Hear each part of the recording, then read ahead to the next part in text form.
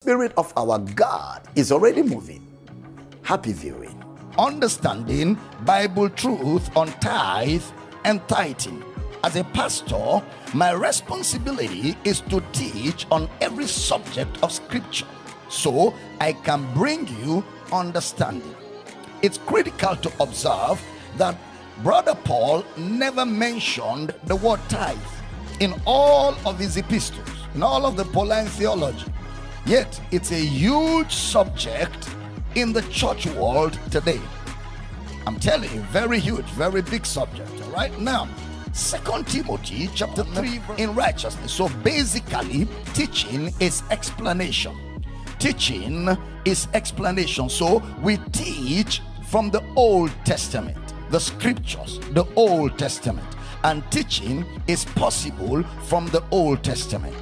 Then from teaching we will have reproof, which is evidence.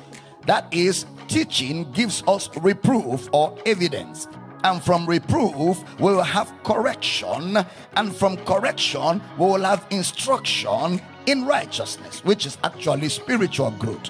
One important thing about the Old Testament which you must do is to learn to read the Old Testament.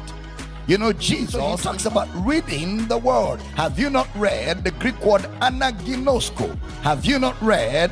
It doesn't mean to glance. It means to actually read and pay attention to what you're reading. The pastor can teach you, but you have the responsibility to read. If you read, for example, the subject of the tithe, all that was needed was for Christians over the years to just read. Just read. Don't take everything hook, line, and sinker that you're told. Check you have a copy of the book. Just read. And you know, we saw that the tithe was never money. The tithe was food. Some people will say because there was no money, that's why they were asked to give food. And we debunked that very clearly yesterday from scripture, that when they were asked to give food as tithe, there was money. And there were other professions apart from farming in Israel. Tithing was never money at any time in scripture. Never money. And Jesus never spoke about tithe as money. Jesus said that tithing was a matter of the law. We had tithe before the law. Genesis chapter 14, verse 17 to 20. Then we also saw the tithe during the law. During the law, Leviticus chapter number 27. Then we saw tithing in the four gospels. Of course, we read Matthew 23:23, Luke chapter 11 verse 42, and Luke chapter 18 verse 10 to 13. Then we also saw tithe mentioned in the book of Hebrews. So column 1 before the law, column 2 Exodus to Malachi, column 3 the four gospels, column 4 the epistles. All right, so we saw tithe in the book of Hebrews, in Hebrews chapter 7 verse 1 to 17. Now we said that column 2 and 3, which is Exodus to Malachi, and Matthew, Mark, Luke, and John, column 2 and 3, the Old Testament and the four gospels, we are the same, because Jesus said it was a matter of the law, and the law was given by Moses. And since tithe preceded the law, we cannot say Jesus was quoting Abraham, because Abraham didn't have law. So we can only group 2 and 3, Exodus, Malachi, four gospels together. We began to look at the fourth group, which is Hebrews chapter 7.